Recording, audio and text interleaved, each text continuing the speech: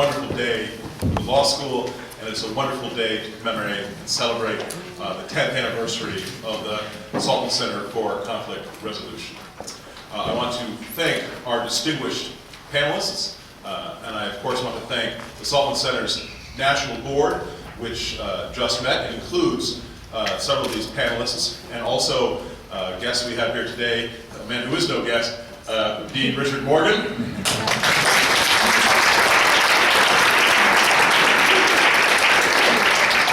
Judge Phil Crow. And I want to recognize Judge Ken Fehrenbach, who is with us today. And also our provost, John White.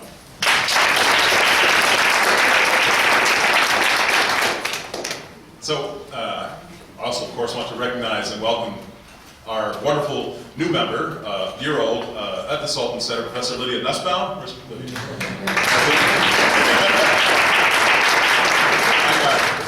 And our first Saltman Fellow, Jay Barrett.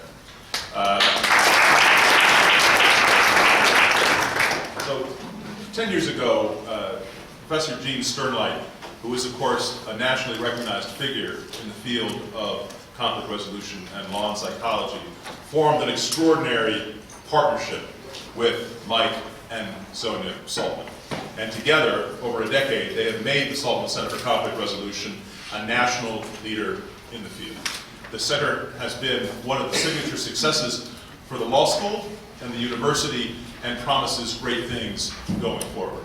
There is no better way to commemorate this than by recognizing the extraordinary work of Nelson Mandela and the example he set for us all. I'm going to steal an anecdote from Secretary Hillary Clinton, who was here a few weeks ago, and when was asked who was the most important and impressive person you met in your decades on the world stage without missing a beat, she said Nelson Mandela. She said that on the day of his inauguration as president of South Africa, he had invited 3 of his jailers to the event, and they took a prominent role. And that, of course, reflects the combination of idealism and political savvy and forgiveness that made moving forward possible. And this panel will discuss this today. The panel today brings decades of achievement and innovation and extraordinary insight into both this unique transformative figure and what he can teach us about conflict resolution. And to talk more about this exceptional panel, please join me in welcoming someone who made all this possible, Professor Gene Sternlight.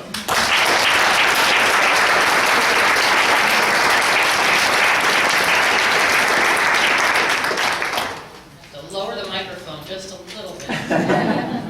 Yes, so I join the Dean in welcoming all of you to this event. As he mentioned, this is our birthday party, and I know it doesn't look exactly like a birthday party, but I think that that's consistent with what we've tried to make the tradition of the Saltman Center over the years, which is to really celebrate conflict resolution, make it available to the public. We could have had a regular party, we could have had hats and balloons and cake and everything, but what we wanted to do was an event that we thought would be meaningful for all of you, meaningful for us. And when we tried to think about, well, what should be the focus of that event, I asked all of the panelists here, what do you think? And it took us about 1 second to say, let's honor the contributions of Nelson Mandela, who of course had just recently passed away, but also who is all of our personal heroes, as well as probably everybody in this room.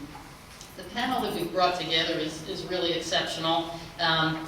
Richard Goldstone, of course, ran the Goldstone Commission in South Africa. You could read a lot about all these people in the program, so I'll just give you a few snippets. But Penny Andrews grew up in South Africa. Andrea Schneider, who's our moderator, is a renowned faculty member from Marquette who specializes in international conflict resolution. Carrie Menkel-Meadows, one of the most well-known, best scholars in the area of dispute resolution and negotiation in particular. Bob Mnookin from Harvard is a renowned scholar who's written a book that has a chapter in it on Nelson Mandela and his negotiation strategies, as well as many, many other books. So we've got great, great panelists. I'm going to cede the floor in a moment to Andrea Schneider, who's my good friend and co-author, and she's going to be the moderator for today. But before we do that, I just wanted to give a few words of sort of happy birthday thanks to some of the people that are here. Of course, most especially Michael and Sonia Saltman, truly.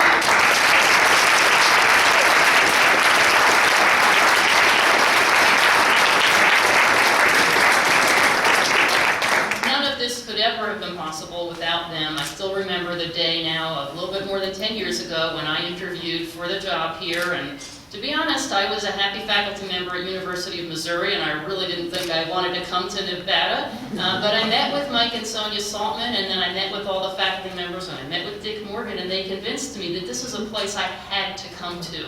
And it was so exciting to think about forming this venture with the Saltmans at the Saltman Center, and I've just been thrilled to do it every minute, so truly, I thank you. Thank you.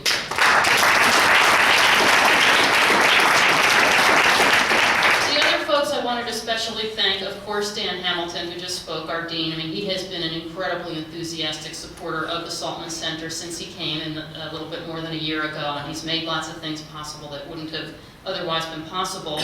We've also got so many people here who have personally contributed so much to the center. We have, for example, Ray Patterson, who was the associate director. Lydia Nussbaum, where she went, there she is, who's the current associate director. We've got Peter Riley, who was our director of negotiation training for a number of years.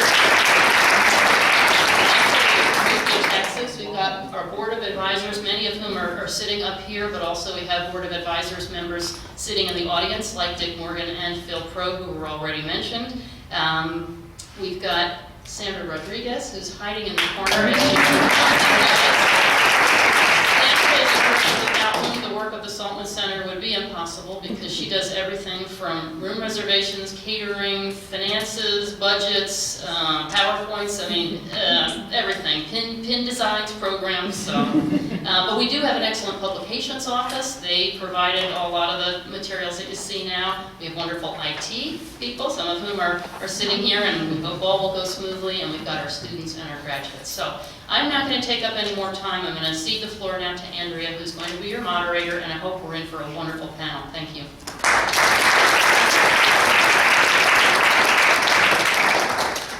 Well, I would like to start by thanking everybody as well for gathering us all together. It is a treat, as always, to come out here to UNLV. And if for no other reason, there are many of us that are jealous to have such patrons here. If we could clone the Saltmans and replace them at every law school around the country, we all at other law schools would be delighted. So thank you so much for the two of you and for Jean and for having this kind of dream and making it come true. It really is a remarkable dream, and it's wonderful to be here 10 years on and moderating this wonderful panel.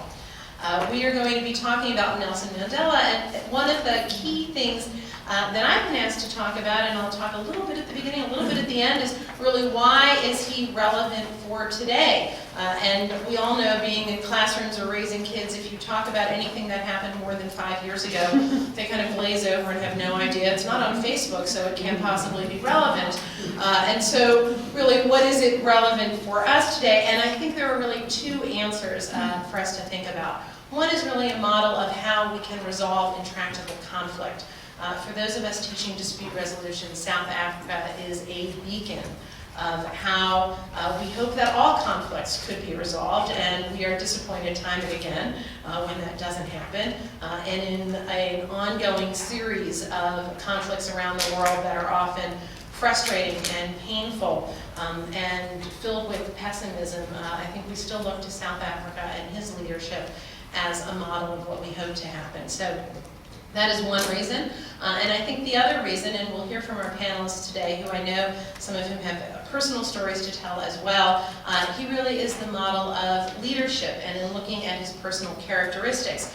The father of the South African democracy, by actually stepping down and not becoming president for life, holding his country together, and his personal strengths. I looked at some of the eulogies of Nelson Mandela as I was thinking about my remarks, and one political leader after another quotes his humility, his ability to reconcile, as we've already heard. And one of my favorite quotes that our president used, "I'm not a saint," Nelson Mandela said, "unless you think of me as a saint, as a sinner who keeps on trying." I think that's a really good model for many of us. His awareness of personal flaws made him stronger, not a weaker politician. And frankly, as many of us face election day in 4 days that we would rather not wake up on Wednesday and see what's going on, again, Nelson Mandela is a model of humility, of someone who recognizes his personal flaws and continues to move from strength to strength, notwithstanding. Is an inspiration for many of us. Our panelists today are a wonderful group of talent with different perspectives. You have their biographies in your program, and I know they will also share their personal perspective on what's either inspired them or their own interactions, so I will not go into their bios other than to encourage you to read those through. And with no further ado, I'm going to turn it over to them so that we can get started. Do we have a clip in between? We have a video in between, and then the lovely Professor Michael Meadow will get us started. Would echo around the world. I have fought against white domination, and I have fought against black domination. I have cherished the idea of a democratic and free society in which all persons live together in harmony and with equal opportunities. It is an idea for which I hope to live and to see realized. But my Lord, if it need be, it is an idea for which I am prepared to die. I want you to know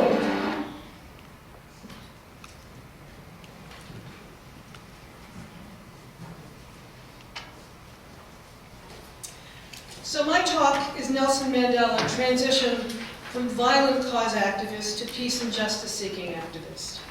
I'm here today for two reasons. One is my now deceased colleague, those older in the room will remember him, Sam Dash at Georgetown, was one of the first Americans who was invited to meet with Nelson Mandela when he was still in prison. And I heard many tales from Sam about Nelson Mandela. And secondly, I'm going to be speaking about Nelson Mandela's early career, a violent supporting career, because he was a model for many of us in the 1960s when I was too a more or less radical activist for justice. So I want to talk today, as others will later focus on the last decades of his life, as we now come to revere and honor a world statesman, the father of his country, a man who brought reconciliation and forgiveness and peace to South Africa and as a beacon and model for the rest of the world. But I want to focus on the earlier part of his career, although it continued all the way until the end. A man of fierce principles, commitment, and devotion to his cause of African nationalism, anti-apartheid freedom, and then later commitment to democratic, multiracial, and a just society for all. Conflict resolution theory focuses on the psyche, on the interpersonal communications, on a state of being of spirituality, forgiveness, and care. And everyone here who works on conflict resolution knows and cares about those issues. But in another part of our field, human rights and justice-seeking activists say it's not only about listening and hearing and forgiving. It is about achieving social justice, structurally, politically, economically, and with truth and justice for all. For me, Nelson Mandela was the model of the man who lived the words, "Without peace, there can be no justice, but without justice, there can be no peace." And I hope everyone will remember that both of those things are very important to our understanding of the man. I want to say a few words today in my time with you about three things. Nelson Mandela, the man, and his personal qualities, which you've heard a little bit about already. His methods, which have much to teach us in conflict resolution, and the lessons that we can learn from the man and his methods. Many of his lessons come from his personal qualities of strength. He was a boxer and a ballroom dancer. his commitment and determination. He rejected earlier efforts to free him when offered by President Botha because they were not on his terms. He stayed strong. His resilience. How many of us would have survived 27 years in prison, in wrenching, brutal, and isolating aloneness? His unwavering righteousness to his cause that also included very wily strategic ploys, including dissembling to his own fellow leader, Oliver Tambo, when he didn't quite tell him the truth about the negotiations which Mandela had begun to initiate with the South African government and President Botha. His human dignity, which you've already heard about, his relationships not only with his enemies later in life, but with his jailers while in prison. His identity, always expressed as a freedom fighter for his own African nationalist people, his tribe, but also for the whole world. His persistence, his patience, but ultimately and most importantly, his commitment to his principles. His negotiations throughout with his jailers during his time in prison and later with his enemies were always principled. He did not concede on many important points when asked to do so. He refused or wanted to refuse to leave prison when first asked because he wanted to control the way in which he was released. And as we all know more famously, he had the ability to apologize, to forgive, to change his mind. How many leaders do that today? He described his own leadership in his own terms as being a shepherd, one who led not from the front, but from the back of his people, watching where they were going, being with them, seeking to know what they thought. When banned, he traveled incognito throughout his country, initially to Transkei, where he came from, and then throughout the country to find out what his people wanted. And then, oh so gently, as a good shepherd would, from the back, leading them forward, drafting the Freedom Charter, to which he was committed for most of his life, and was the basis for the South African Constitution.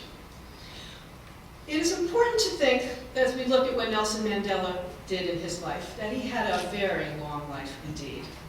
And so what we saw and what we see was the commitment to justice, a very strong political will, and the knowledge and experience and defiance, and indeed a commitment to violence, all the way to the end. Well, that was produced by his heightened sense of justice, and his then later on, seasoned with aging, and a desire for peace for himself, the next generation, his whole country, and indeed for the rest of us in the world. A leader who imagined a world in which blacks, whites, coloreds, and everyone could try to live more or less peacefully in the large landmass claimed by all of them, with their different narratives of how they got there. But it was not always peace, truth, and reconciliation for Nelson Mandela. First, there were boycotts, strikes, protests, rolling actions, sabotage, in the beginning, hopefully of buildings, always with a hope not to hurt people, just as the IRA began in Northern Ireland, but later recognizing that the tactics were not working in a land where the oppressors had not only legitimate laws behind them, or illegitimate in my view, but legitimately passed laws of apartheid, and also the guns. And so, Nelson Mandela rejected the words of a fellow famous South African, Mahatma Gandhi, and said, nonviolence is a tactic. It is a tool for justice. But when the conditions no longer work for nonviolent resistance, we must turn to something else.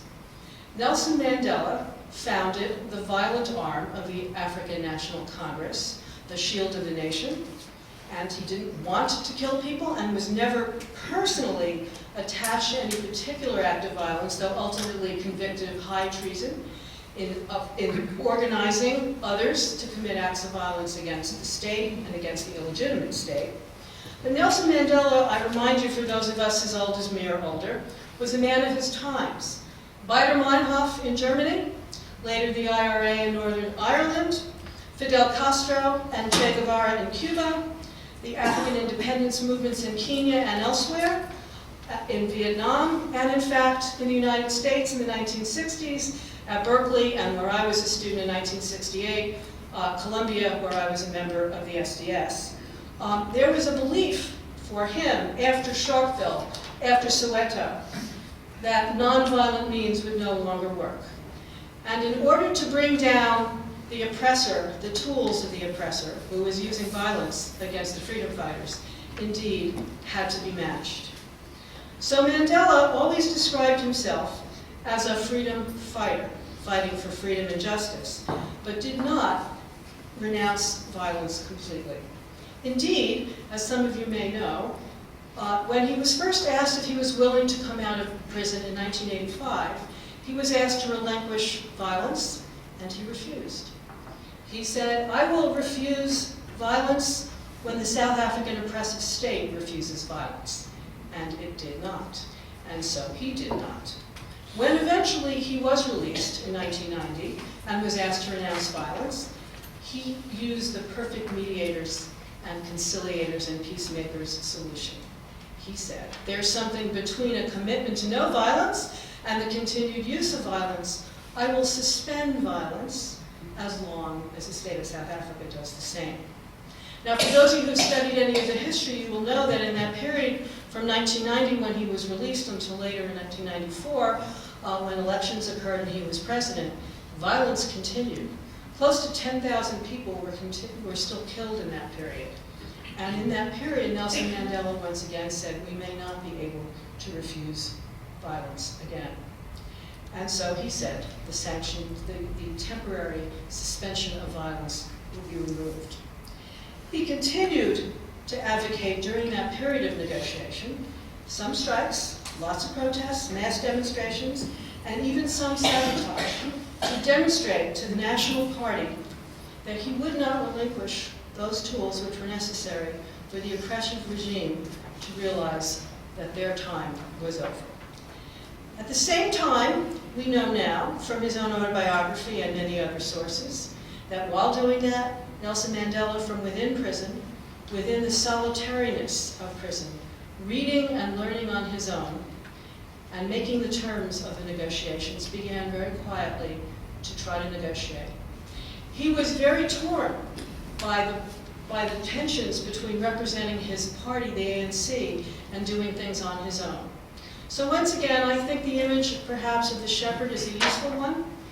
He had the strength because he also had the solitude to be in his prison cell and to learn from reading, from experience and from knowledge, from clandestine meetings with his fellow prisoners, other members of the ANC, and increasingly a new generation of more radical young protesters who came to jail.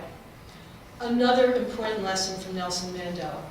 For those of you who know the literature, like John Paul Lederach, who has said to us, if we try to imagine peace and justice in this world, we must touch the fingers of our grandparents and touch the fingers of our grandchildren. In many parts of the world, it will take 3 generations and 100 years to achieve peace and justice. Nelson Mandela, when he met with the younger radicals in prison, said, I must learn from them, just as I must try to convince them that we can negotiate. And so he was a bridge builder, a forgiving man who also believed that in the force of strength, we must continue to fight, not only on our own terms, but also on the terms that are offered to us by our oppressors, and try, if we can, to turn those around so that we can hear each other and speak to each other. Many have written about Mandela's commitment to the law, and I'm about to say what I think is one of the more radical things said in a building like this, which I often do in these circumstances. Why did I come to conflict resolution and dispute resolution? I'm the child of Holocaust survivors, and I believed in justice. I was a civil rights lawyer and all those sorts of things. But in Nelson Mandela's biography is a very important phrase, which I have never forgotten and speaks to me. As a man of law, he said, I always hoped for justice. I never expected it. Both as someone who represented others and who spent many, many years as a defendant in several treason trials, the last of which led to his 27-year imprisonment. So many, after he died, extolled the virtues of Mandela as a man who believed in law, but I think he believed more in justice. And ultimately, as we will hear now, at the end, he believed that it was the combination of human communication, listening, and understanding, when people could sit down or cross enormous divides and talk to each other, as long as some of the asymmetrical nature of their power relations were corrected. And so we sometimes need law to do that, but law is not enough. Nor is conflict resolution enough if it only focuses on the resolution. In my view, the major achievements of justice in the 20th century, civil rights, racial justice, class justice, gender justice, and now sexual orientation justice, every single one of those justice claims came out of conflict, not only conflict resolution. So while we here at the Saltman Center work on all kinds of ways of mediating and arbitrating, and in my case, negotiating a great deal for conflict resolution, we cannot forget that part of how we learn from each other and from a man with a great strength of character and commitment to his causes, that when we say conflict resolution, there remains conflict.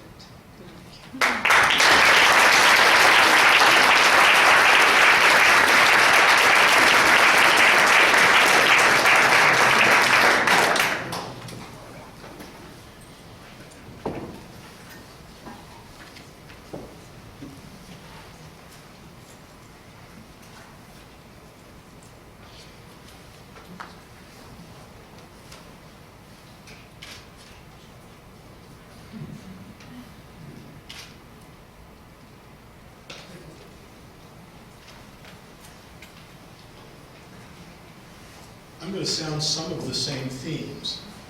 The name of this conference is Making Peace with Your Enemy, Nelson Mandela and the Contributions to Conflict Resolution. Andrea Schneider asked me how I came to be interested in Nelson Mandela. And I really came to study Nelson Mandela when I began working on my last book, which really posed the question, which is implicit in the title of this conference: should you bargain with your enemy? I think that, in fact, you all know that in our field, many believe that you should always be prepared to negotiate with your enemy. After all, you only can make peace with your enemies. And who amongst us doesn't prefer diplomacy to warfare? Those of us who are lawyers, who among us doesn't generally prefer a negotiated resolution of a legal conflict rather than years of delays, thousands of dollars spent on depositions, interrogatories, and finally a trial? Before war or litigation, so we are often told, you should always try to resolve the problem through negotiation. There are, of course, those who make exactly the opposite point, and that is, you should never bargain with the devil. And by devil here, what I mean is an evil regime, an adversary you don't trust, someone who's hurt you in the past, who you think really is prepared to hurt you again in the future. The Faustian notion basically is the devil's probably at least as smart as you are, and no doubt more unscrupulous. And fundamentally, you negotiate with the devil, what you end up often doing is soiling your own soul. Soiling your own soul. Now, I, not surprisingly as a law professor, reject the categorical assertions. And in fact, my book is all about how to think about the decision of when to negotiate and when not to negotiate. But I really was led into the issue by thinking about who were my two greatest political heroes of the 20th century.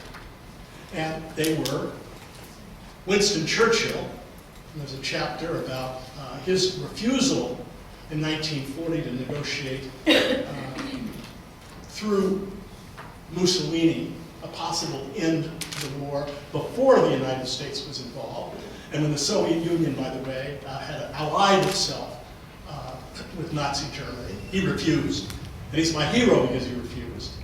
And Nelson Mandela, because Mandela chose to negotiate. And my elevator speech, in fact, in terms of the book, I can summarize it for you now in 30 seconds. Should you bargain with the devil? And my answer is, not always. but more often than you feel like it. And more often than you feel like it for two sets of reasons. One is that there are strong emotions and negative traps that get in the way of people thinking clearly about the costs and benefits of entering into negotiations with an adversary whom you don't trust and whom you may even think is evil. Jean is doing important work relating to the new work in cognitive and social psychology, and in fact, I identify a bunch of traps in the book, none of which I'm going to go over here, but let me say there are a bunch of them. The second reason, in fact, things are tilted towards refusals to negotiate, really relates to something that I think Harry suggested. And that is, typically when you negotiate with an adversary, if you're going to make a deal, the adversary is going to be, in fact, securing some things that the adversary prefers to the alternatives. And the same, no doubt, one hopes is true for you. Looking to the future, you think your interests are going to be better served. However, looking to the future and negotiating typically requires giving up the pursuit of perfect justice.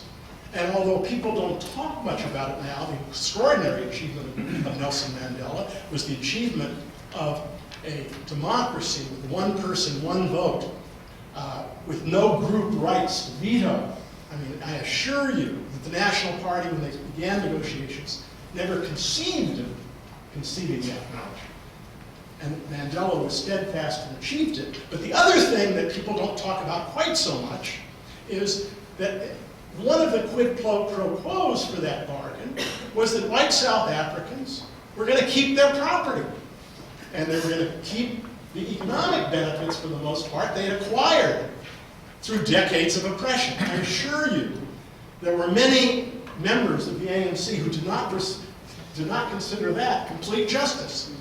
And that much was given up. Now, let me, though, very briefly describe why he was my hero in choosing to negotiate under very challenging circumstances. As Carrie mentioned,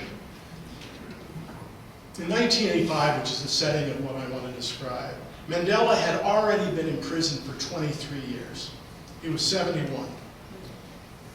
The ANC had stated publicly certain preconditions that had to be met before they would enter into negotiations.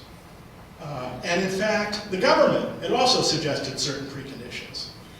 The ANC's preconditions were that all political prisoners be released, that exiles be permitted to return, that they lift the ban on the ANC and the Communist Party. In short, some of the preconditions of the ANC were exactly the things one would have been negotiating about.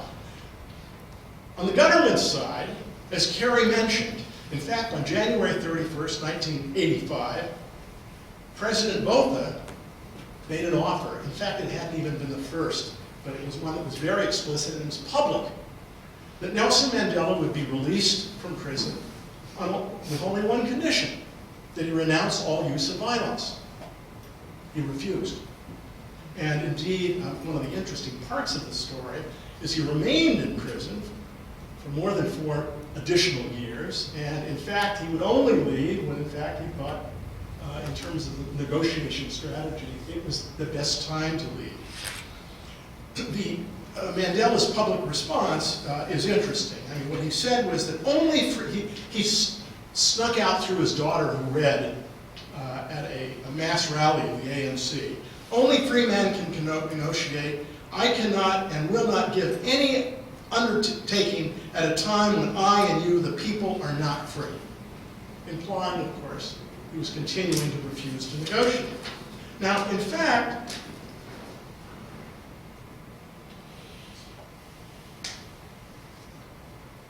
that was Mandela's public response, a steadfast refusal to negotiate. In fact, his behavior was different.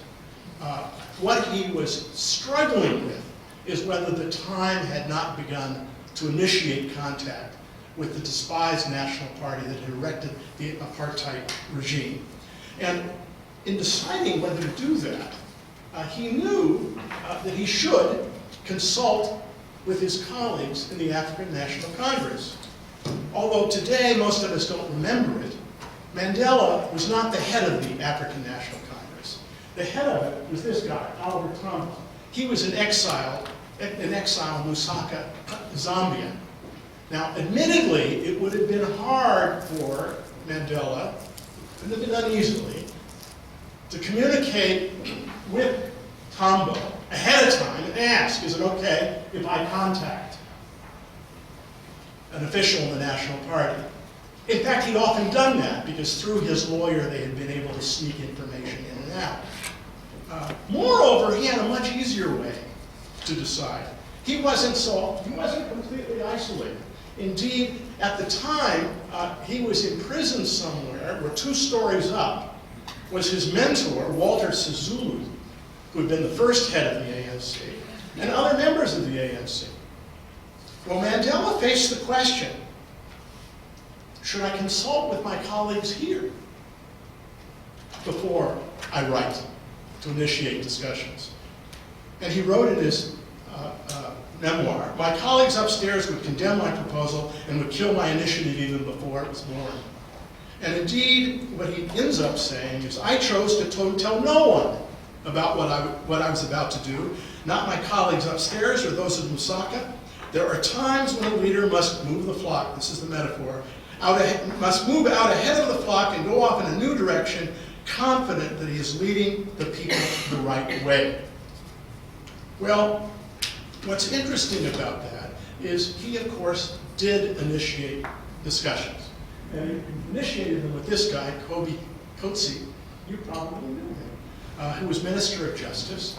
And over a period of 4 or 5 years, he engaged in extensive discussions with Coetzee. And beginning in 2 years after the initial contact, through a special committee, which included some very despised officials in the ANC. Once again, he really never disclosed completely to his own colleagues, including Tambo, all that he was doing, for the reason that, in fact, his colleagues would have said no. Now, so one set of negotiation lessons goes to this early phase, which is that obviously initiating negotiations with an enemy is extremely challenging, and leadership and courage are required. And the other part of it is, and it's something that I think is often emphasized enough, secrecy is often indispensable. We're all for transparency, but particularly where there are conflicts behind the table, doing things publicly can often make it impossible. Now, Mandela is also my hero because he combined, in ways that are just extraordinary, both empathy and assertiveness. In teaching about negotiation, I believe that the best negotiators both can demonstrate understanding of a perspective of people with whom they profoundly disagree, on the one hand, and on the other hand, assert their own interests nonetheless. Carey's metaphor, which in fact I was going to quote, was he was both a boxer, and he wrote in his memoir, I know how to fight against these fellows, I know how they fade, I know how they move, and I feel confident in this arena. At the same time, during the years he was in prison, he and his fellow prisoners adopted a policy of talking to the wardens and persuading them to treat us as human beings. And a lot of them did. And there were lots of things we could talk about. And the lesson was that one of our strongest weapons is dialogue. Sit down with a man, and if you're prepared, cares very well, that man will never be the same again. Now, the last point I really want to make, and why, in fact, I can't elaborate it on as much as I'd like, in my view, Mandela really was the greatest negotiator of the 20th century. And that really relates a lot to the conflicts behind the table. It's a part of the South African story that is not part, I'll say it, of the official narrative. There were many more blacks killed by other blacks between 1990 and 1994 than there had been in the preceding years. Now, part of it, as Richard Goldstone demonstrated, was because of the actions of agents provocateurs on the part of the government. But that wasn't the whole story. It was certainly an important part of it.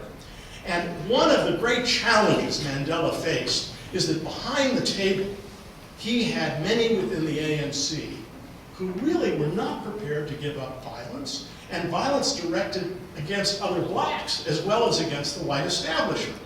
And in the summer of 1992, a number were killed. 46 ANC followers, mostly women and children, were killed. And the police had made no arrests. It was a catastrophe. And Mandela soon addressed a large meeting with thousands of ANC followers who had lost faith in the peace process. And indeed, one of them left a note for him on the podium, which said, "No peace, do not talk to us about peace. We've had enough. Please, Mr. Mandela, no peace. Give us weapons, no peace." Mandela threw away his prepared text and exercised moral authority. Here's what he said, I quote, "We must accept that responsibility for ending the violence is not just the government's, the police, and the armies. It is our responsibility. We must put our house in order. If you have no discipline, you are not a freedom fighter. If you're going to kill innocent people, you don't belong in the ANC. Your task is reconciliation." It takes enormous courage to say that to an angry audience.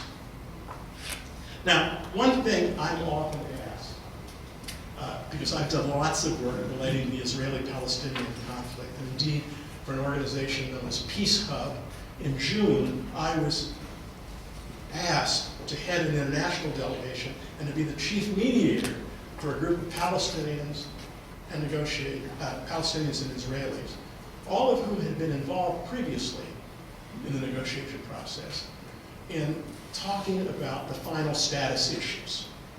What was going to be different about this is it was going to be webcast live, both in the Palestinian territories and in Israel. It never came to be because of the kidnapping. What I'm often asked by Israelis is, why can't we find our Mandela? Now, what they mean by that is the person who do just what I said, and that is behind the table, restraining violence directed towards the other side. In my view, though, and this is what I'd really like to suggest to you, is that was not Mandela's core greatness. That was valuable, but not the most important. The most important aspect of Mandela, and I've said this to Israelis, is the need to have a leader to whom white South Africans could make concessions and maintain their self-respect. The white South Africans were, of course, deeply concerned with what is going to happen to me with this new constitutional regime. Does my adversary have a vision of a shared future that I would find bearable? Not a shared future that would be the first choice. And Mandela's greatness was both on a personal level and as on an intellectual level in terms of what he was proposing, suggested that he, in fact, would help the nation find a shared future that whites would find bearable. Indeed, one of the most striking examples of this is, in terms of the cause of peace, de Klerk had stakeholders, whites, far to the right of him. And one of the most extreme was the head of something known as the Volksfront, General Constant Vijan. Mandela told him, if you want to go to war, I must be honest and admit that we cannot stand up to you on the battlefield, but you cannot win because of our numbers. You cannot kill us all. Ultimately, this man and his party supported the interim constitution. And he described Mandela as someone he thought he could do business with. In conclusion, I think that, in fact, there are four critical questions in any kind of ethnic conflict of this sort. One is, can there be a shared vision that the other side can find bearable? The other is whether the two sides can learn to trust each other enough to honor the commitments to make the intermediate steps necessary. And finally, there's a question of lost acceptance. Jean has studied this, and that is, in these kinds of protracted ethnic conflicts, each side is going to suffer losses through any resolution. And will they, in fact, be prepared to accept those losses? Mandela was someone who, in all these respects, helped make it happen. Thank you very much.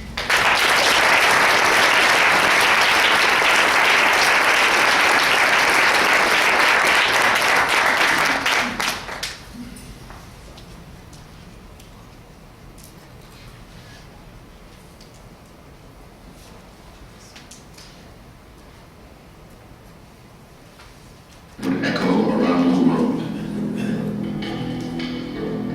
I have fought against white domination, and I have fought against black domination. I want you to know that I love each and every one of you.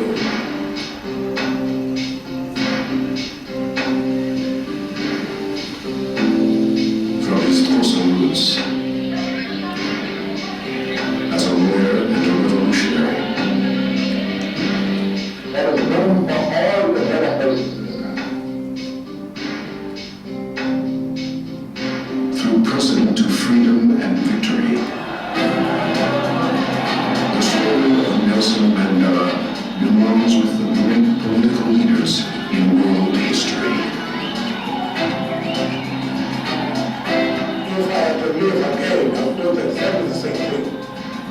As long as our people are oppressed and deprived of everything to make human beings happy and to enjoy life, it was my duty to be involved.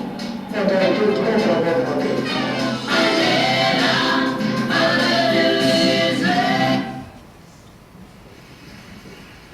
13 years ago, in 1986,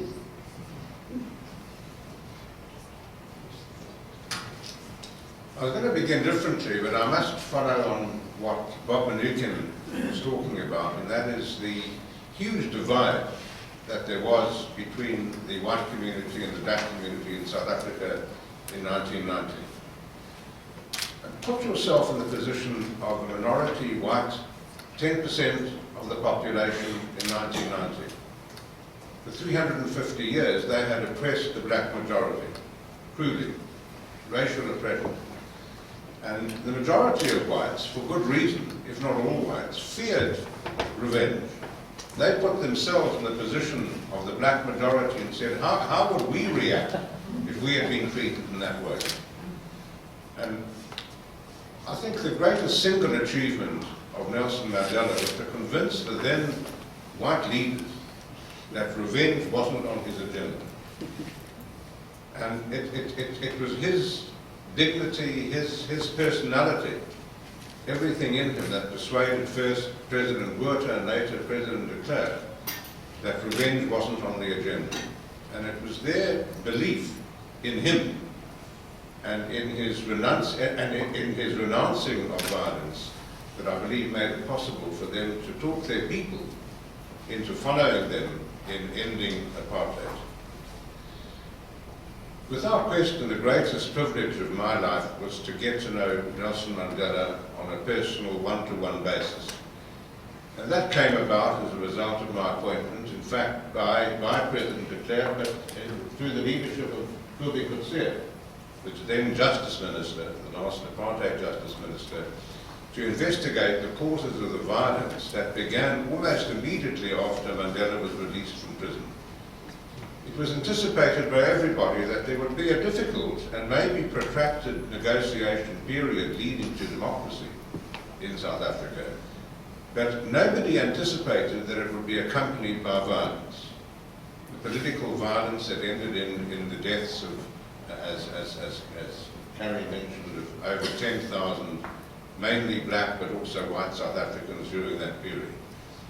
And of course it was Nelson Mandela's theory that the cause of the violence was what he called a third force, that there were elements in the police and the army that were fomenting the violence in an effort to derail the peace process and to ensure the continuation of racial repression and to avoid a black majority taking over in South Africa. And together with 4 other South Africans, I was appointed to investigate the violence, and in particular to investigate Nelson Mandela's contention that this was not violence between black supporters of his African National Congress and black supporters of Chief Buthelezzi's and Carter Freedom Party, but that it was in fact instigated by white right-wing conservatives. And soon after we began our investigations, it became clear to me that it was necessary for me to meet not only and keep informed the then President, de Klerk, but also the leader of the African National Congress, Nelson Mandela. De Klerk didn't think that was a good idea. He said, I don't think you have any reason to report to Mr. Mandela. And he said, he's not the President, I am. And I said, yes, but Mr. President, he soon will be President. And he could hardly argue about that. It was in that atmosphere that Nelson Mandela frequently requested me to come and talk to him on a Sunday evening in his house in a white suburb of Johannesburg. He was very lonely. He was being looked after by one of his granddaughters. And on a Sunday evening he was alone, and he thought that was a good time to have a visit. And we spoke about many things, not only about the work of the Commission, but many issues of the day that arose. In fact, the personality of the man was quite incredible. One of those early visits, he said, let's watch the 8 o'clock news. In those days, the 8 o'clock news was the main television news of the day. And the first item was a visit paid by Nelson Mandela to one of the outlying areas of South Africa. And after the first item, he switched off the television. He said, I had to watch that. He said, you know, I still enjoy seeing myself on television. It was such a spontaneous act on his part. The purpose of my talking to you this afternoon is really to reflect and to share with you some of the personal experiences I had with Nelson Mandela that really helped demonstrate what Harry and Bob were talking about in their very eloquent presentations. The first difficult issue I had with Nelson Mandela, and it was something that I spoke about on National Public Radio during the week, but let me fill in some of the details of that story. The commission that I headed was set up under a South African Act legislation that provided for the government to appoint a commission to investigate the causes of political violence and intimidation. And it took months of negotiations before President de Klerk convinced Nelson Mandela and Buthelezi and the other leaders who were negotiating about who should head the commission. And out of the blue, I received a call from Kumi Kutsia to tell me that it had been agreed that I should head that commission. He said it would be a very difficult commission, but I think it shouldn't last long. He said. It was a difficult decision whether to take it, because I'd then been a judge for a number of years, and the Justice Minister said to me, he said, this commission may be the end of your days in the judiciary, and that was obviously something that might have happened. The commission began, and it took months to really begin to unravel and collect evidence as to what was fomenting the violence. And after some months, there was huge pressure built up in the media, expectations. Expectations are terrible things, I think. I think too many people fail because of huge expectations that they have to face. I can think of one not too far from where we are. In any event, because of the pressure, I decided to put out an interim report, setting out in chronological sequence, and I stress that chronological sequence, the causes of violence in South Africa. We had no evidence of this third fault at that stage. Started with colonialism and talked about the apartheid system, the cruel policing that went with apartheid, and ended in the report, and it was chronological, with the violence between black supporters of Nelson Mandela and black supporters of Buthelezi.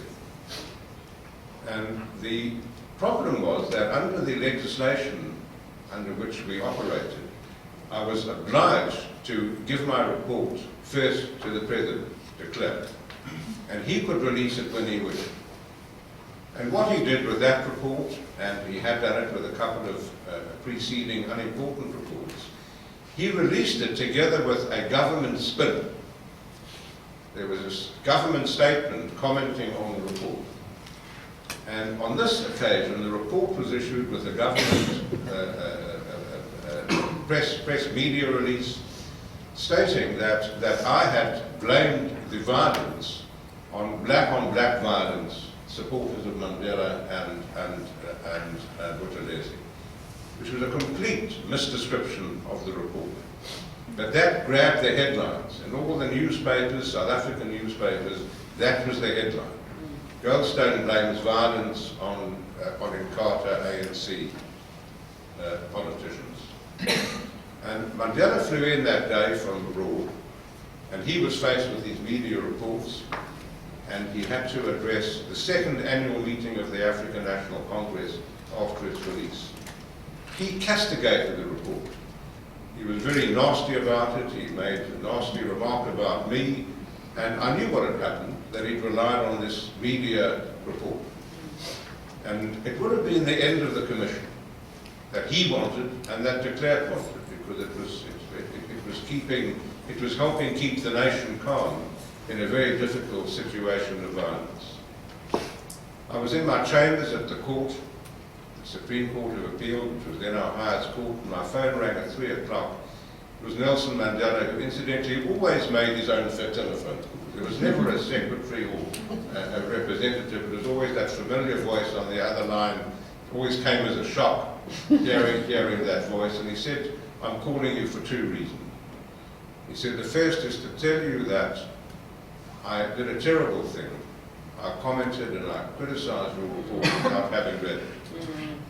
And I said, Madiba, I realized that it happened, and obviously it's come as a horrible surprise. And he said, well, that's the first reason I'm calling, is to apologize to you. He said, I should never have relied on the media. I should have read your report. And he said, the second reason I'm calling you is, he said, I've called a press conference for an hour from now at 4 o'clock, and I'm going to publicly apologize to you. He said, the second question to you is, will you accept may I say that you've accepted my apology? He did it for 2 reasons. Firstly, and I have no doubt, he felt he needed to apologize for what he did. But more importantly, he realized that the commission was important if there was going to be peace during the negotiation process. And he realized that if he didn't apologize publicly, it would have been the end of the commission. It would have been the early demise of that commission. There's no way I would have continued if I didn't have the support of the majority party in the country, the African National Congress. There would be no point. And for that was the reason, I have no doubt, that motivated his calling a press conference which got international attention, in which, as the leader of the African National Congress, he made a public apology. And I think it was said earlier by Carrie, how many leaders would have done that? It was his instinct, his political instinct, that drove him to do it. And I think it's a wonderful illustration of his character and of his shrewd political instinct that went with it. He was an interesting negotiator. Another personal story, some 2 years later, I was again alone with him. This was on a weekday afternoon, and I was telling, it was about 3 weeks before the first democratic election. This would have been in January of 1994. And we were talking about the serious events that were going on at that time, particularly in 2 of the Bantu stans, where there were where there were huge potential problems, in which in fact there were subsequently serious problems. And while we were talking, his physician, Dr. Ntato Motlana, walked in, and Mandela turned to me and said, "Oh, here's my doctor." He said, this is my monthly checkup. He said, "I hate these doctors." And I said, "Well, Madiba, it's a good time for me to leave." And he said, no, he said, "Let's carry on. We'll pretend that Ntato is not here, and you and I will go on talking." Dr. Motlana told him to take off his shirt. He wanted to take his blood pressure, and Mandela took off his shirt, and as he was about to start pumping the blood pressure gauge, Mandela's granddaughter walked in and said, "Grandfather, President de Klerk's on the line." Mandela turned to Motlana and to me and said, "I have to take this call. It's a very urgent matter relating to the forthcoming elections." He picked up his telephone, the call was put through, and he started off very politely. "Good afternoon, Mr. President," he said to de Klerk. And very soon, de Klerk said something, or asked him to do something that annoyed him. And he said, "Now look here, de Klerk," no longer Mr. President, "look here, de Klerk, I won't have that, and I won't do it, and I will not agree to it." And this went on for 2 or 3 minutes, and while Mandela, very annoyed, talking to de Klerk, Motlana was taking his blood pressure. When the phone was eventually almost banged down by Mandela, I said, "Ntato, what happened to Madiba's blood pressure?" He said, "You won't believe it didn't budge." and Mandela burst out laughing, and he said, "Of course not." He said, "It was a big act." But here was in fact exactly what Bob was talking about. Behind the table, it was his resolve. There were issues on which he was not prepared to compromise. And there were many issues on which he was prepared to compromise. One of the issues on which he wasn't prepared to compromise was on a new constitutional court. It was the last thing de Klerk wanted. De Klerk wanted the new constitution to be looked after by the judges who had been appointed during the apartheid era.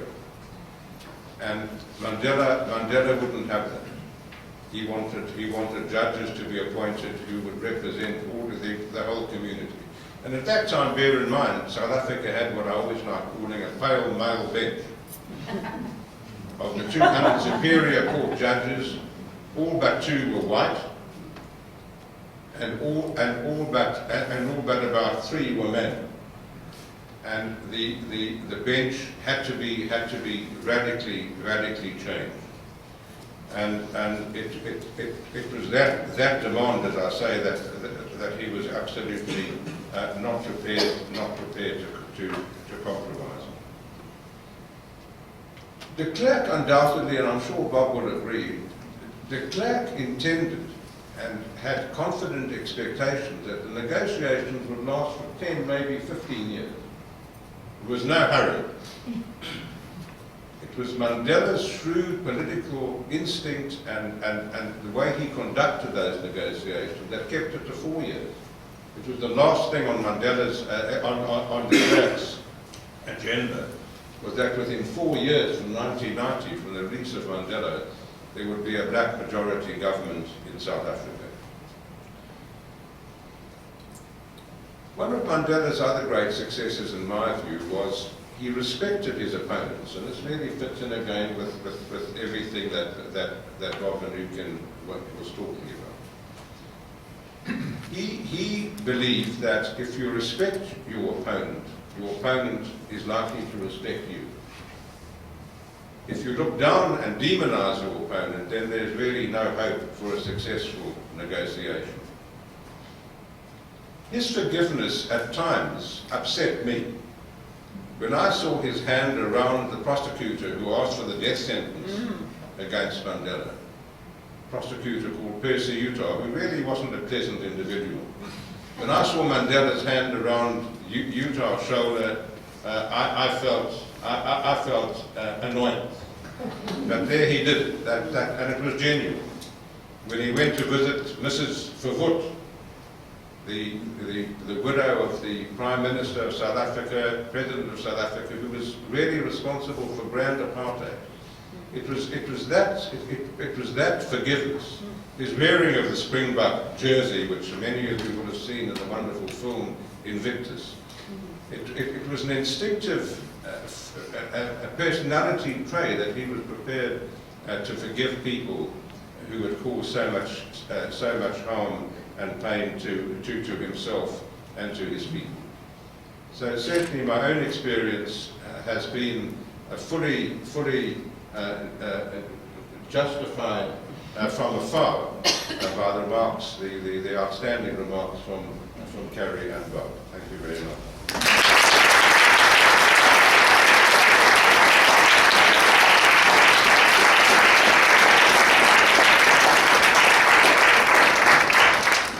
Good afternoon. I'd also like to start by thanking Professor Sternlight for inviting me and to acknowledge the Dean and other dignitaries in the room and everybody here. In South Africa, we have this term, if you're addressing a crowd and you know that there are many significant people in the crowd, and it's likely that you will miss somebody, you end your comments by saying all protocol observed. So I observed all protocol. Being the last speaker, of course, on this really very excellent panel means that there's very little room for me to be original or to say anything that you've not heard. All the accolades have been pronounced, this remarkable man and how he managed to unite South Africa and take it to a place, and how he's become probably the most iconic figure of the 20th century and early 21st century. I only met Nelson Mandela twice in my life, and I was very fortunate in that after the Constitution was drawn up, he agreed to write the foreword to a book that I co-authored with Professor Stephen Elman at New York Law School. But I was very fortunate because when I went to university in South Africa and I graduated from law school in the early 1980s, my first boss and somebody who became a friend and mentor, Arthur Chaskelson, had been one of the young lawyers at the treason trial that sent Nelson Mandela to Robben Island. And I was also mentored by people like George Bezos and Ismail Mohammed, the great legal giants of South Africa. And then Justice Goldstone was on the bench, and he admitted me as an advocate in the late 80s.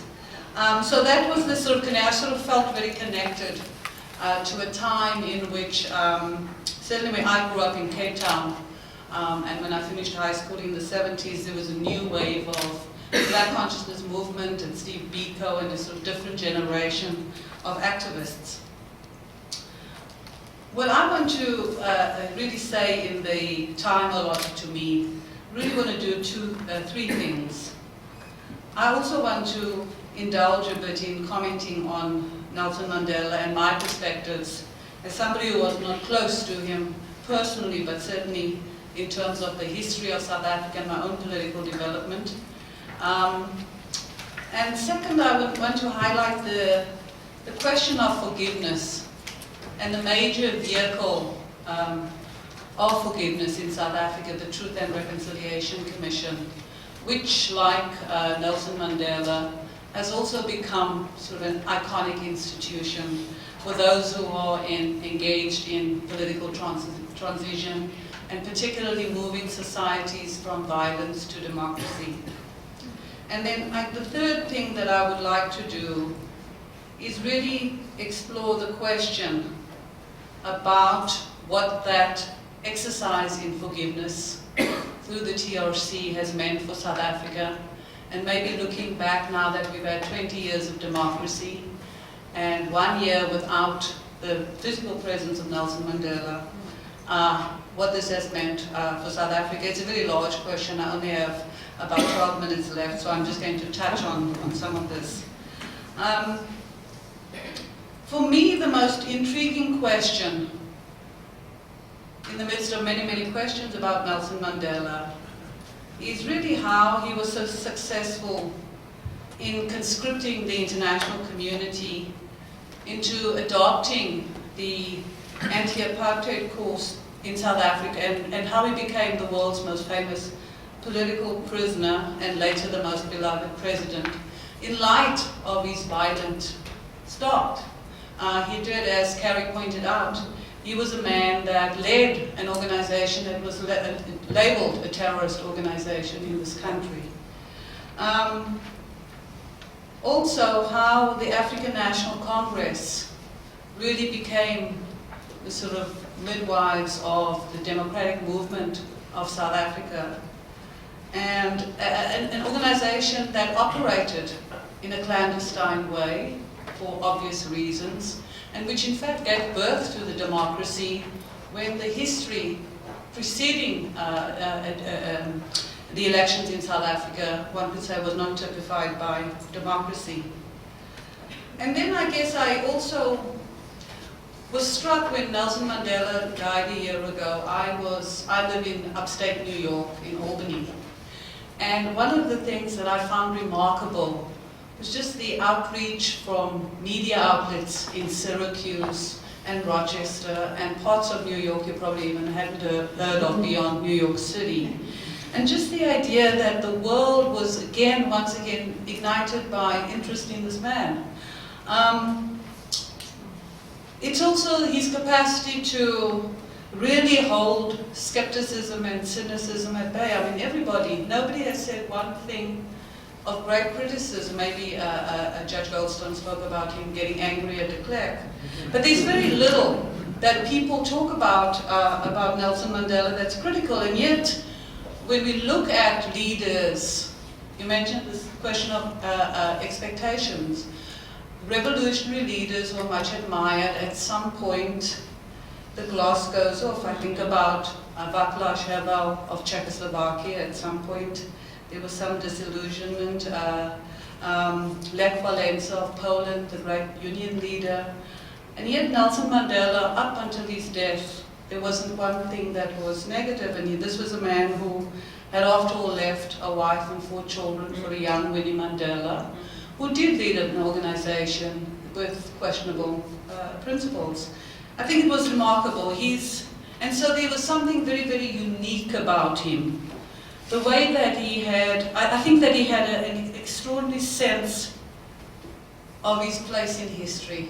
I've been watching this series on PBS on the Roosevelts. And one of the things that strikes you is how people think about themselves in history. I think that comes from privilege. That didn't come from privilege in Nelson Mandela, but everything about him. His capacity to be a teacher, his capacity to be a mentor, his capacity to be charming, his love of children. There are books being written. I was just reading, when I flew across yesterday, I was reading a book of personal stories from quote-unquote ordinary South Africans. There's a whole book about ordinary South Africans who nobody heard of, who met Nelson Mandela. And everything about him, he was just this extraordinary individual. So, and in many ways, I guess we're very lucky in South Africa, because South Africa could have just been a very ordinary country after a civil rights struggle.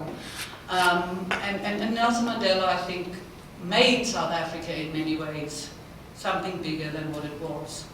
But I think the most extraordinary thing about this idea of Mandela as a world leader, and how people in countries like the United States, all over Europe, Australia and so on, adopted this struggle about racial conflict, even when the conflict in their own societies, like in the United States, is still unfolding and unfinished. I mean, I'm constantly struck at how South Africa and what Nelson Mandela has managed to do in South Africa has somehow been so sort of celebrated at the same time that we struggle in this country with racism and the lingering effects of slavery and Jim Crow. But I think the most profound thing about Nelson Mandela was the concept of forgiveness that Justice Goldstone referred to.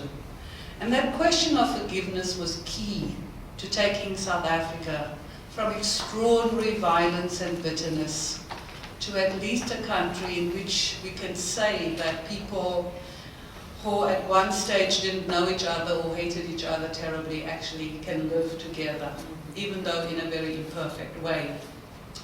And this concept of forgiveness as articulated through the Truth and Reconciliation Commission, is in my view the most powerful legacy of Mandela.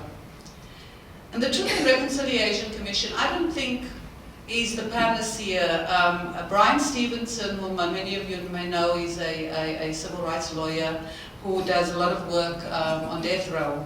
And a friend shared with me that he came to give a talk in Wisconsin a week ago. And in the course of his talk, he spoke about how in the United States there should be a Truth and Reconciliation Commission because there's so many problems around race, and so the racial healing has yet to happen. I'm sort of struck by this idea that people have given to the Truth and Reconciliation Commission.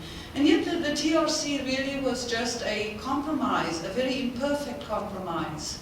The TRC was developed with a sense of forgiveness, but knowing that this was not a Nuremberg-style tribunal where there were victors and losers. Both parties had to compromise and come to some agreement in which a vehicle towards reconciliation was possible. So this great compromise, I think, centered on forgiveness was so important. I had students, I was teaching in New York at the time, and I had students who went to work at the TRC over the course of the 2 years. And one of the most remarkable things that they shared with me was how during the public hearings, when the victims could come forward and face their perpetrators and find out and get the details of the torture and the disappearances and the deaths and so on, how under the leadership of then Archbishop Desmond Tutu, what could have turned into an extraordinary ritual of revenge and hatred became one of forgiveness. And the theater, the public theater of forgiveness and repentance. Repentance from the perpetrator, forgiveness from the vehicle. These were very, very important rituals for South Africa, centered on the notion of forgiveness. The other thing about the TRC, which was important, was the idea of naming names. That people had to know they were not. One of the things that Brian Stevenson mentioned in his lecture was that Americans have not been given the names of many of the people who committed the murders and the disappearances and so on. The TRC named names, which was important. But it also did something which Justice Goldstone referred to in his radio interview, that the TRC created an official record for which there would never be denial. No South African can say this did not happen. There was a record created. And so the idea that you had to compromise, you had to center this institution and this mechanism in forgiveness was very, very important. So I guess the third thing that I wanted to focus on was this idea of forgiveness, Nelson Mandela's extraordinary example, his leadership, and the moment in which we, South Africans, had to finally take responsibility for creating a new society and a democracy. Looking back, what did it mean? I think that there are two things that stand out to me as a critique and which lingers on in the society. And that is that racism and the effects of racism were obviously the most important, the preeminent considerations in South Africa. But hidden under that racist artifice was a patriarchy and a sexism that has really vexed South African and is the most, I think, troubling question. And one sees it in the TRC. With the Truth and Reconciliation Commission, it became very, very clear that women were seen as secondary victims. They were the mothers, they were the daughters, they were the sisters. They were not seen as people who had been detained and who had been tortured and so on. So that was I think that lacked, that was missing in the TRC, and eventually they did have 3 days of hearing on gender, quote-unquote gender crimes. And I think this question of gender equality is one of the most difficult questions that South Africa is dealing with. And then the second is that this world beyond Mandela I think that the foundation that he laid, the foundation of forgiveness, the foundation of love, and the capacity of South Africans to really empathize with the other, that has become strained as the promise of democracy, particularly around economic equality, around some of the questions on violence and so on, have now become very, very tested.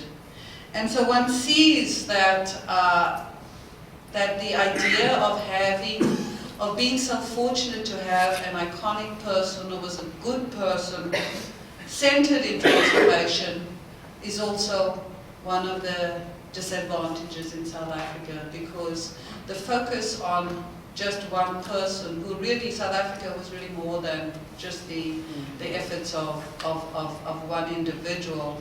How do you go back to the creation of a shared ethos without this person? I constantly hear people talk about the Israeli and Palestinian conflict and say things like, maybe the Palestinians need a Mandela. Or in any other conflict, people talk about, well, they don't have a Mandela. And I think that that is, as much as it's a compliment, I think that in the end, that something shared and an ethos that is translated and really internalized is clearly the most lasting one. But we are very, very fortunate in that in South Africa, the legacy of Mandela and what he stood for will hopefully sort of ensure that that the promise of constitutional democracy continues. I'm going to end, but what I did was, there's a cartoonist in South Africa, Jonathan Shapiro. He goes under the name Zapiro. And what I did, I sort of look at his cartoons regularly, and I thought I'd compare a series of cartoons showing the life and the death of Nelson Mandela.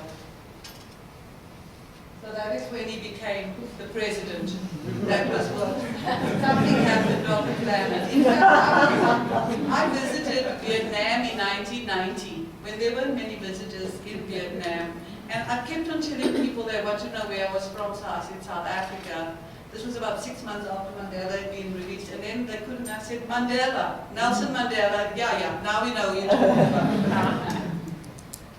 So that was him in the first parliament, this giant of a man. This was when he was ill. Can everybody see? When he was ill, the whole world watching. When he was really ill, and people wanted him to hold on. That's him close to there. Of course, the little, it says Mandela is lying in state, and the little caption is, and so I see Zuma was the president. And then it's, and Mandela being all, saying, icon, meaning, oh really, that's not the case. It's this icon the world is saying farewell to. And then that's really saying farewell to him. And then that is the hope. That Madiba magic, we won't run out of it in South Africa. Thank you so much.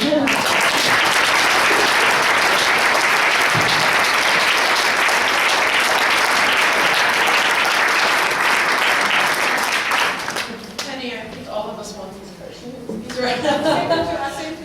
These are wonderful, and with such an amazing panel. And first, I want to thank everyone for just keeping on schedule. We have a lot of time for questions.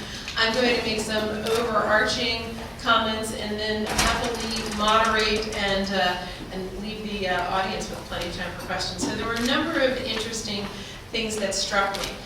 The first, and both Penny and Richard made this point, we only heard good things, and if there was anything that was a little snippet of perhaps a negative, was this idea that some deception, some secrecy was necessary. And so was the lie of I have not negotiated, or the deception or the secrecy, necessary for good? And do we view that as a character flaw, a situational flaw? Might that have been the only flaw ever? Is one question to bat back to you. Second thought. Can we take the personal qualities that we've all talked about up here from Nelson Mandela and really what happened in South Africa was to institutionalize those into the TRC. And is that something that provides us lesson in actually finding the fuel for the future? That when you have this iconic leader, you've got to find a way of institutionalizing those very values because the leader is so iconic. Another question. Was the key achievement for Mandela persuading his enemies or his friends? Or is it the combination of both, as so many, Bob in particular, argued? And is the problem that we face in the world that there are so few leaders who can do both? So you might be good at talking to your people, or you might be good at talking to the other side, but that we are still waiting for this icon that it seems only once a century we run across a leader who is capable of doing both. And if we were to give advice to any of us who are involved in conflict, do we have to wait and look for the Mandela, as Penny so wisely put it, or can we create a Mandela? And how does one who's involved in conflict try to either find that person or create the situation in which someone could arise? And if we're going to be hanging our hat on waiting for the next Mandela, many of us will continue to wait. So what do we need to build into our conflict situations where there is not a Mandela in order to try and move that forward? So those were a few of my kind of overarching questions, thoughts, comments, and I'm happy to let our panelists take a nibble at that, or Jean is going to happily run the mic around and open it up to our audience. I don't know if there's any comments or thoughts from any of them. Is there anything? Richard. Andrea, thank you. I think there's some excellent questions, and just let me respond very briefly to not all of them. The first is that that must be recognised is that Mandela, I think, truly represented his people, maybe the best of his people, that he didn't lead them in a direction they didn't want to go. During the darkest apartheid years, there was frustration and anger in the black community. And as somebody who lived through that period, I never came across hatred. And it may be that it was a black majority that had the confidence of being a majority. And South Africa was perhaps unique in that regard, that we had a majority that was oppressed, not a minority. And I think that made it easier. I think on that score, de Klerk was in a way facing a much more difficult situation. He was leading his people where they didn't want to go. And he had the leadership ability to convince them, not did we say on moral grounds. And this was something that frustrated Archbishop Tutu when de Klerk apologized for apartheid before the Truth and Reconciliation Commission. Tutu wept. And the reason, and I discussed it with Desmond Tutu, the reason was that de Klerk apologized for apartheid not because it was immoral. He apologized because it didn't work. And thank goodness, and I said this during a long 5 days that I spent at Newlands cricket ground watching a cricket game with Archbishop Tutu, and I said to him, you know, you and I are lucky that de Klerk didn't apologise for moral reasons. And he said, why? And I said, if he'd have gone to his people in 1990 and said, my dear people, we must abandon apartheid because it's immoral, he wouldn't have lasted 24 hours. He went to his people and said, my dear people, we must abandon apartheid because we're all going to get killed. That they could understand. Yeah. And I think that's, so they led from two very different corners. And it's the reason I think that de Klerk and Mandela didn't really like each other at all. And I know that, not that I ever saw them together, other than on official occasion, but I know from discussions with each that they didn't like each other. But they trusted each other. And they knew, and this is crucial, they knew each could deliver what he undertook. And I think that is a problem in situations like the Middle East, where I don't believe they're leaders who can deliver. If they reached an agreement tomorrow, I'm not sure that they would carry their people. Sorry, I just want to make I guess it's such an obvious point, the question that you raised about how do we create Mandelas or sort of move a conflict. And I'm thinking of the situation that we find ourselves in today in this country, and how we are educating and socializing young people just to be able to talk to people that they disagree with.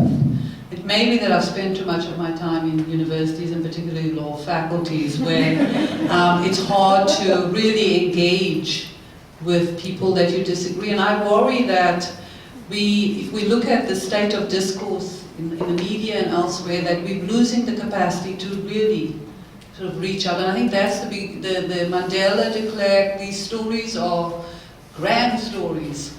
But I think just on a very daily level, for people to be able to disagree in a courteous way and be able to develop the skills to disagree, to move a discussion forward, I think that's the challenge for all of us who are educating the next few generations.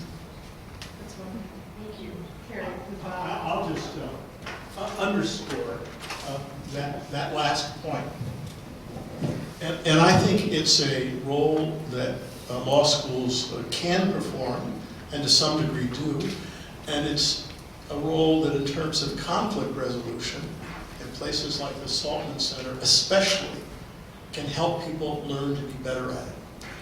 As I indicated earlier, in my view, an absolutely indispensable negotiation skill, if you want to effectively represent your own client or your own people, is the capacity to demonstrate to the other side, in a non-judgmental way, you understand their perspective. Now, it turns out this is a very challenging thing to do. And the reason it's a challenging thing to do is people confuse demonstrating understanding with sympathy or agreement. And I think that, in fact, the capacity, and lawyers can do this often, to demonstrate an understanding of the other side's arguments, and then disagree with them. And the capacity of people in conflict to do this doesn't necessarily create forgiveness. It's not the same. It's the fear that I'm being asked to forgive. It's the fear that I'm being asked to characterize my own position as immoral that often restrains it. But I think it's indispensable. I completely agree with you about that. And I guess I think it's a place where there can be a real role for education, including professional education. I was just going to respond a little bit to something I didn't have enough time to talk about, and that is partially what made Mandela great and what we could all learn from him. He grew up and taught himself in many different worlds. He began in his rural, small town, subjected to rituals of very painful adulthood, circumcision ceremony. He ran away from that world because he was about to be put into an arranged marriage he didn't believe in, and ran to Johannesburg, where he worked and lived with miners in South Africa at the same time that he was working as a law clerk in a liberal white law firm. The extraordinary man was made out of an unbelievable depth of very different experiences. And I think that's what allowed him to develop some of the empathy that Bob's talking about, because he didn't see the world only through the two eyes of the way in which he was brought up. He sought out different worlds to live in, to educate himself in, to communicate with people. He felt an empathy for the miners and the conditions they were living in, so I didn't get to talk about it, but he worked a lot with trade unions and the miner movement without having necessarily been one himself. Willie Mandel was a social worker. He worked with social workers, teachers, was in the first black law firm in Johannesburg. So to the extent that we want to teach people to internalize some of Mandela, for any students in the audience, and even us grown-ups, we're still not beyond that. I think we learn to build that kind of empathy by getting outside of our own comfort zones and living in different worlds, and then, this is the difference between sympathy and empathy, not seeing that world through our own eyes, through our own upbringing, and through the ways in which we've been taught, by trying to experience the world as the people who live in those worlds experience them. And I think Mandela had an enormous gift and ability to do that. And as I said, I think part of being in prison for a long time also teaches you that. There's a quietness. He did literally chop rocks for a long time. There was labor in that. And he used it as an opportunity to discipline his physical muscle, and I like to think he was working his physical muscles when, at night, when he was alone, he was exercising both his heart muscles and his brain muscles. And he was able to do that by spending some quiet time. So for those of you who are doing some mindfulness work and all that, that's part of the work too. Mandela did internal work and external work.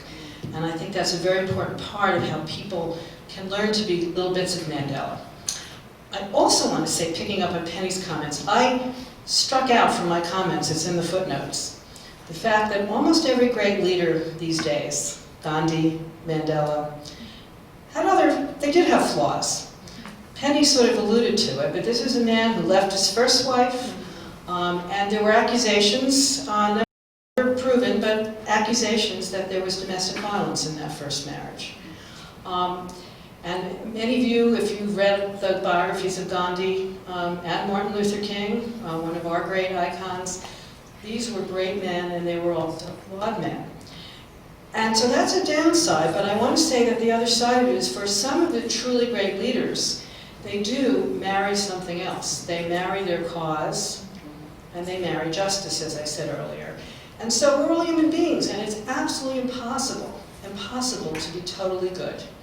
And so some of the greatest leaders demonstrate their commitment to these larger things, and for that we thank them. And some of us just try to be, every day, ordinarily human. And it's very hard to do those two things together. And I just want to say this is very difficult work. All right, with that, let me go ahead and open it up to the audience and see if we have some questions. I have a real simple question for anybody on the panel is, are there any Mandelas out there today in the world that we can talk about that are on the horizon, coming or existing? I've heard that Brian Stevenson, he's being referred to as an emerging Mandela. Brian Stevenson is a civil rights lawyer who lives in Alabama. He does work on death row. He's just published a book, extraordinary person. So that's what, this is certainly in the United States. Any other nominations?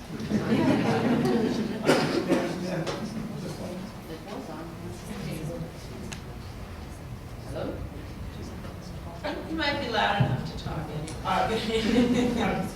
Mandela found it politically advantageous to avoid demonization and to develop trust, which was the exact opposite of many of our current political leaders around the world who favor demonization and distrust. What was it about his circumstance that led to that, and can we teach many of our current leaders to learn from his example?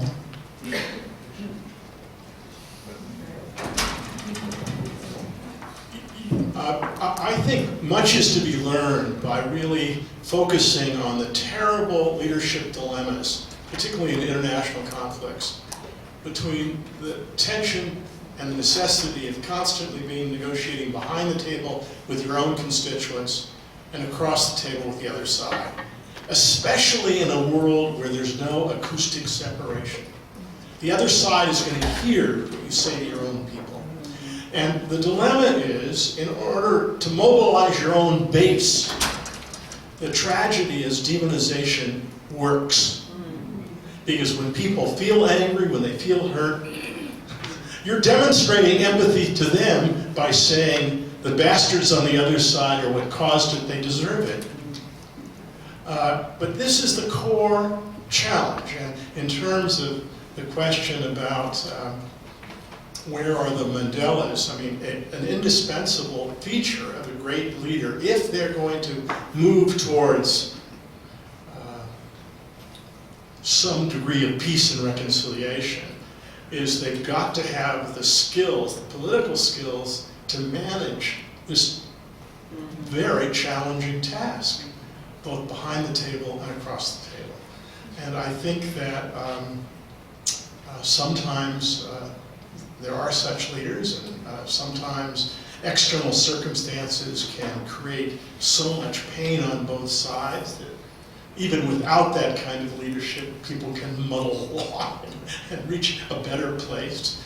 But it's not easy. And the challenge and the problem, I mean, what I say to, as I say, I've spent a lot of time working on the Israeli-Palestinian dispute, and you especially hear this from Israelis. Where's our Mandela? Arafat was no Mandela. It's absolutely true, by the way.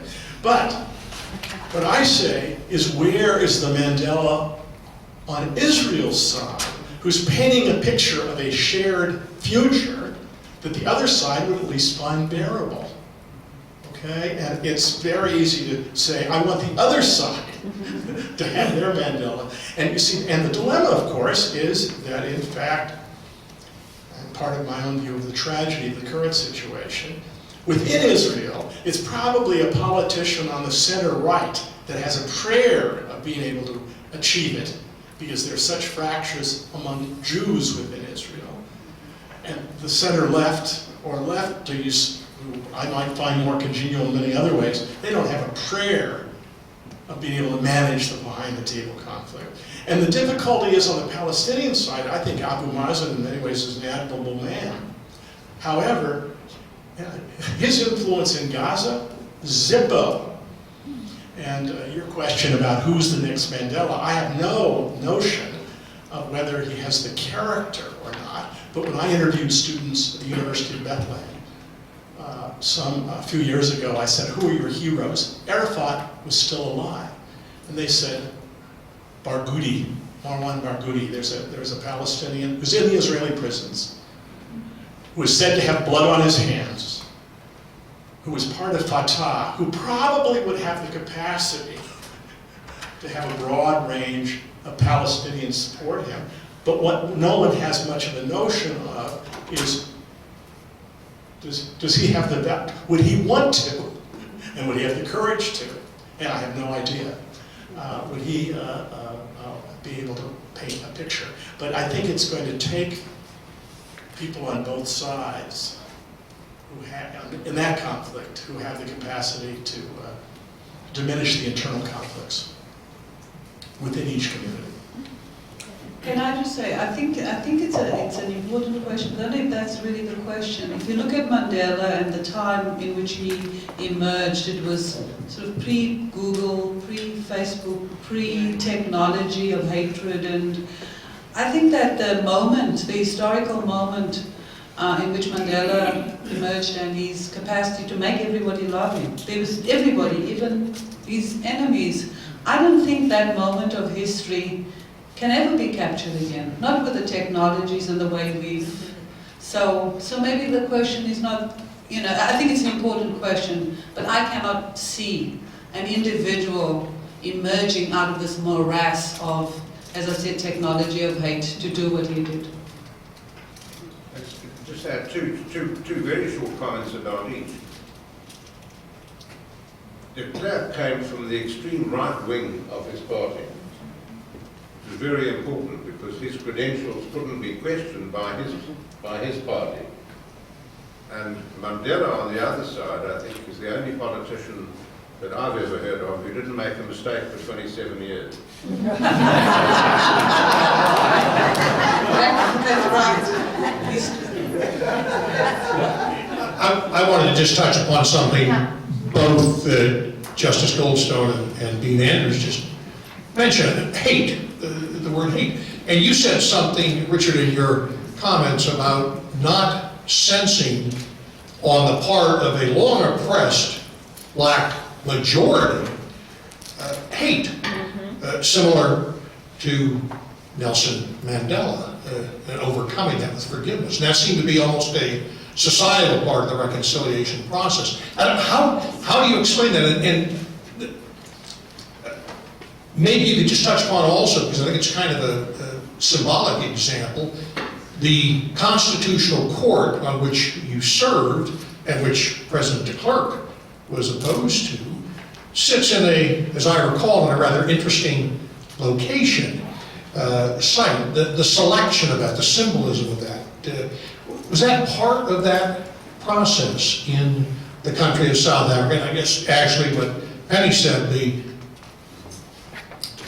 communication that we have now maybe makes it more difficult to have a population without so much hate with the instant communication that we have. But I wonder if you could just touch upon those, because I think that's something that seems to exist in a lot of other places in the world where there is conflict, and that is a real sense of hate on the part of so many people that apparently was not as common.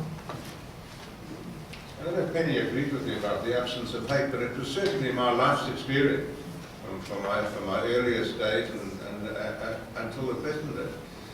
And as I indicated earlier, I think one possible explanation is the fact that it was a majority that had been oppressed and hadn't lost its confidence. And for the majority of black South Africans, I think it's fair to say it was a question of when, not if, we get our freedom. They never conceived that it would never happen. It happened a lot quicker than many might have expected, but it wasn't that unexpected.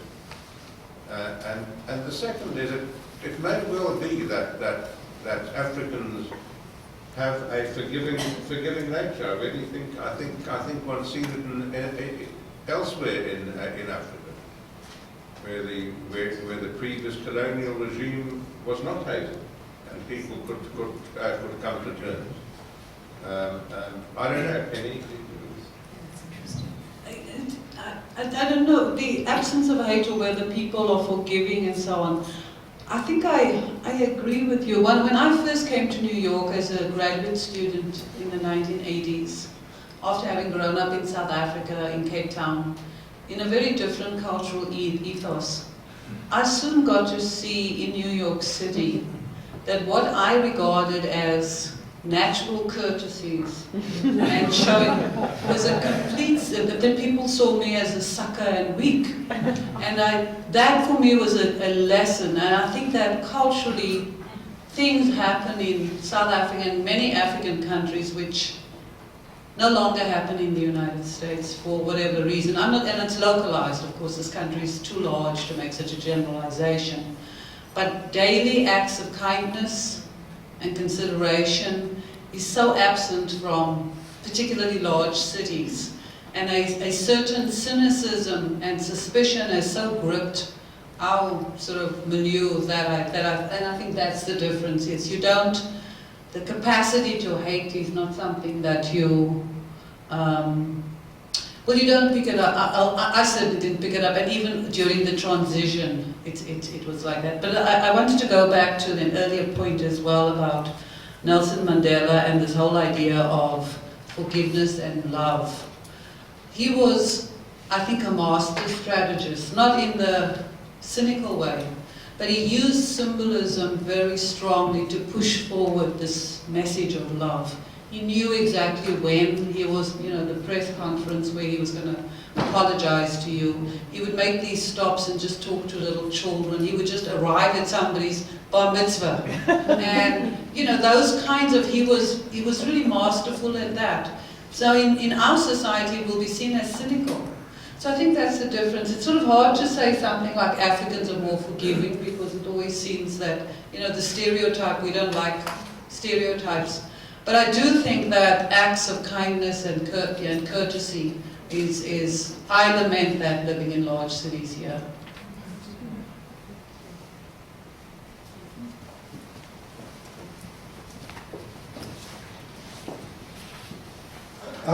This question goes to everybody, but I can start with Carrie. And in a world of such violence today, in a world where today we talk about Nelson Mandela and his effort as a freedom fighter, engaging in armed struggle, and even on the day that he was released, part of his speech was talking about the continuation of that armed struggle. And Carrie, to her credit, faced that question forthrightly and said, well, yes, let's not forget that he too engaged in armed struggle. And in a world today where we see this going on all throughout the globe, I'm wondering, Carrie and others, what lessons do we learn from Nelson Mandela about the role of violence in reform and freedom struggles? Lesson number one, we will not eliminate it. When people use violence, it's because they feel helpless, not heard. I mean, I don't mean this in an impersonal way, I mean in a structural, national, group, religious, class, gender, any of that stuff. Violence, what you do when you've got no place else to go. And it's not going to stop until everybody feels like they have a place in the world. So take whatever violence that you think is the most illegitimate at the world, at the moment, the senseless beheadings, ISIS, just pick your favorite one. And while you're busy hating it or condemning it because you say, we don't do any of that, I say, look behind it. What does it mean? Yes, there's true evil in the world. I don't disagree with Bob's first little slide. There is some true evil in the world. But a lot of the violence that you see existing, it may not be rational in the sense that it comes from the head. It is trying to tell us something. Whoever's doing it is saying, I got nothing else to do. I have no other tools. And that's why Mandela said to Gandhi, or to Gandhi's son or whatever, there was a different situation in India. The British, though I'm never ever apologetic about what the British have done to the rest of the world, the British behaved differently in India, and so in some respects, Gandhi could use nonviolent resistance in a different way in which it was not possible with different structural oppression. So I say to you that I take violence seriously when I see it. I mentioned briefly, I was in SDS in Colombia in 1968, and I left at the point that SDS merged into the Weather People, and I was there when I wasn't there in the house, but the Boudin house that was blown up in Greenwich Village, because a bomb went off that wasn't supposed to go off, and I was appalled. I come from a long line of pacifists in Europe, so I'm not for violence, but I completely understand when it has to be used. And I would just say for people all of us, who don't want people senselessly killed, the extent to which we overly condemn the violence and say it's senseless and stupid and terrible, we need to do everything, including using more violence to combat it, it will increase unless people hear the messages behind it. I'll just add one short comment. I think that in terms of conflict resolution, the two emotions that make it most difficult, in my view, are fear and anger. And it's not so much, there's been talk about the absence of a desire for revenge. And I take Richard at his word. I mean, he lived there, he knows. But there was a lot of fear and a lot of anger, even though the blacks were a majority, because what they thought they were up against. Moreover, I have to sort of add a modest, just question mark about the notion of, and it may be culturally true, that somehow South Africans in particular, and Africans in general, it's different. But one only has to look at the Tutsis and the Hutus. One has to look at Sudan and South Sudan. I mean, there are so many examples in Africa of peoples who have lived together for decades successfully, where through a combination of fear and anger they can be mobilized to do deeply inhumane things. So I just add that as a cautionary note about optimism because of how particular cultures operate. I think in terms of the human condition, I guess my own view is we have to face ourselves, and being fearful enough or angry enough, we all have the capacity to do terrible things. I'd like to end on a more positive note. But that does make me want to go outside and drink. So, how about that as a connection? So, please join me in thanking our wonderful panelists, the Saltman